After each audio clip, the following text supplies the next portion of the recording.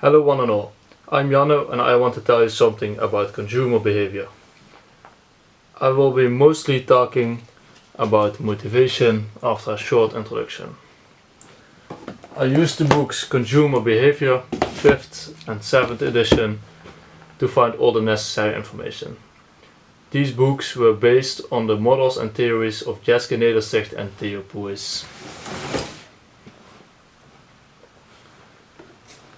What is consumer behavior? Consumer behavior is all the behavior that a consumer exhibits when searching for a product, buying a product, evaluating a product and discarding a product, service or idea. Before the product is bought, there are a lot of thoughts going around in your head. The customer active cycle, or the 6 phases of consumer decision process, are 2 models that make it easy to understand what happens in your head before and after you buy the product or service. This is the customer activity cycle. Customer is deciding what to do. Customer is doing it, oftewel he buys the product, and the customer decides if he wants to keep it or get rid of it. And the 6 phases of the consumer decision process is almost exactly the same.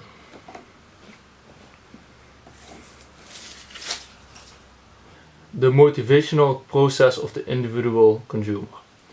A motivational process is a cohesion between the want, the need, or the target or goal, and the motivation.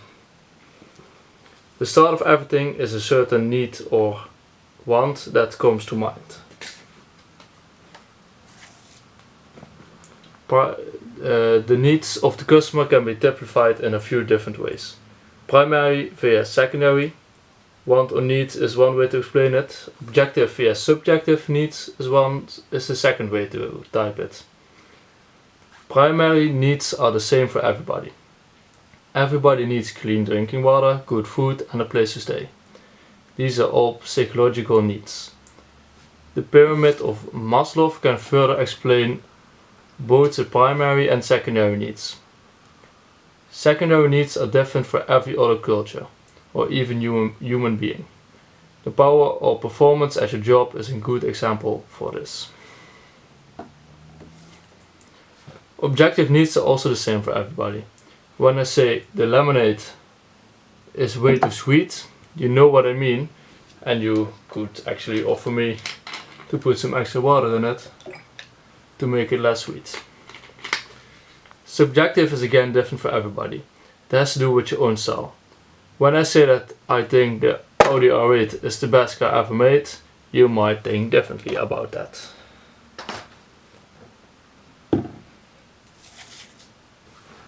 Targets. Every individual who wants to fulfill that desired need has to have some targets to achieve this certain need. What targets are chosen to fulfill that desired need isn't always the same. A target can be due to a number of reasons. 1. Personal expectations and experience. A bad experience with the brand or car maker Lancia can cause you to stay away from the brand. 2. Availability. A vegetarian will not buy any meat dish. It's as easy as that. 3. Feasibility. Target should be in your league. You can't say that in 1 year you will have 2 awesome cars and live in a big house if you now still live on the streets.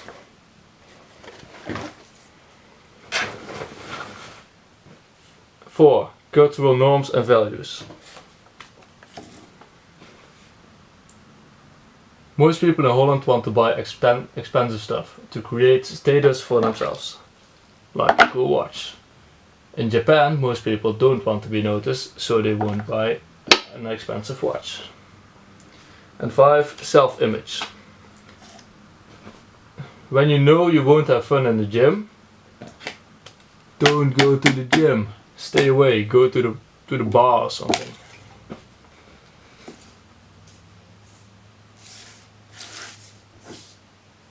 Motivation. Just like wants or needs, motivation is split up in different subjects. Positive vs negative motivation. Due to own behavior, the wanted success is reached. This is called positive motivation.